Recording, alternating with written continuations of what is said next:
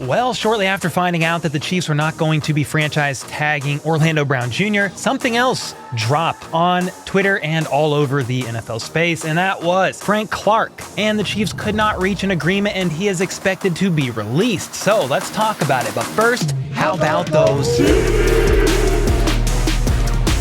All right, well, more new news. Okay, yeah, that does not work with me saying it, so nope, not again. But Frank Clark is gone, or soon will be, according to Adam Schefter, who broke the news first, saying Chiefs and Frank Clark's agent, Eric Burkhart, were unable to find common ground on a reworked deal during several conversations at the Combine, and the expectation now is that the Kansas City Chiefs will be releasing the 29-year-old defensive end, who is the NFL's third all-time leading post-season sack leader per sources. Now, James Palmer then said this: the Chiefs plan to release pass rusher Frank Clark per source. There is the chance, though, he returns to KC. The relationship between Clark and Andy Reid is a special one, but Clark should get plenty of interest on the open market considering his ability to make game-changing plays. So yeah, I don't think Frank Clark will be back, though it is certainly not impossible. And then Matt Verderame said with the expected release of Frank Clark, the Chiefs save $21 million in cap space, but also eat $7.7 million in dead money. Yeah, his deal, the way it was set up, his cap hit was going to be like $28.7 million. So they saved 21, but have to eat 7.7, and they must have thought it was well worth it. I mean, we all knew that something was going to have to be reworked with Frank and the Chiefs. He could not stay on that current cap hit, but I thought maybe, just maybe, they could have got something done. Anyway, Matt Verderame then said Frank Clark will have a fascinating market over the last 3 seasons. Clark has posted a total of 15.5 sacks, but he's been incredible in the playoffs. Also,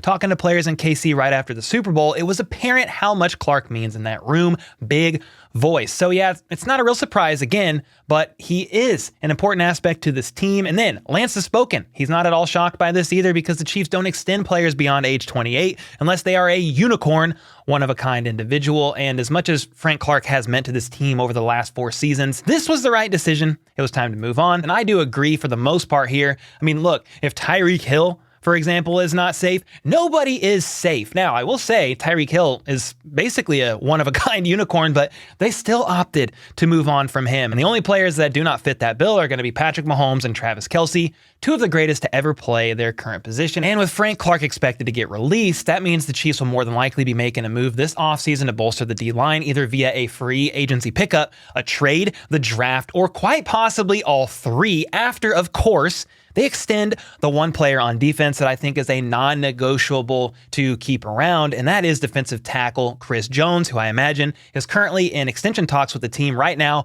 or at the very least, very, very soon. Now, they could opt to keep Chris Jones on his current deal. He has 1 year left, and it's going to be about the cap hit that Frank Clark's was, around $28 million.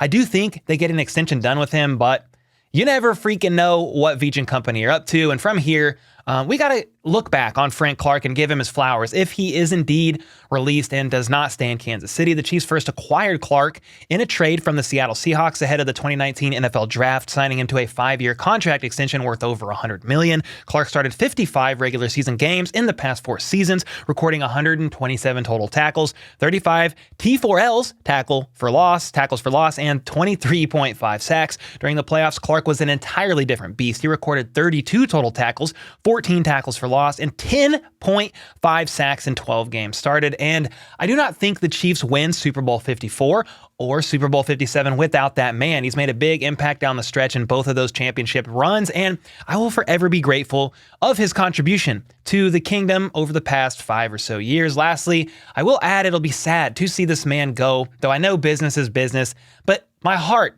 still likes to think otherwise. From him working all offseason long with rookie George Karlaftis to his very close relationship with Chris Jones, who recently said the Chiefs must work on bringing Frank Clark back this offseason alongside him, to his very, very close relationship with Coach Reid. Frank Clark has said on multiple occasions, Andy Reid is like a father to me. Frank Clark lost his father in a house fire back in 2018, and Andy Reid has kind of stepped up in that role in multiple ways. And you know what? Frank Clark may have known that this season was very well his last with Kansas City, especially considering how emotional he got after their recent Super Bowl win. I mean, I won't read too much into that. you're just emotional after you win the big game.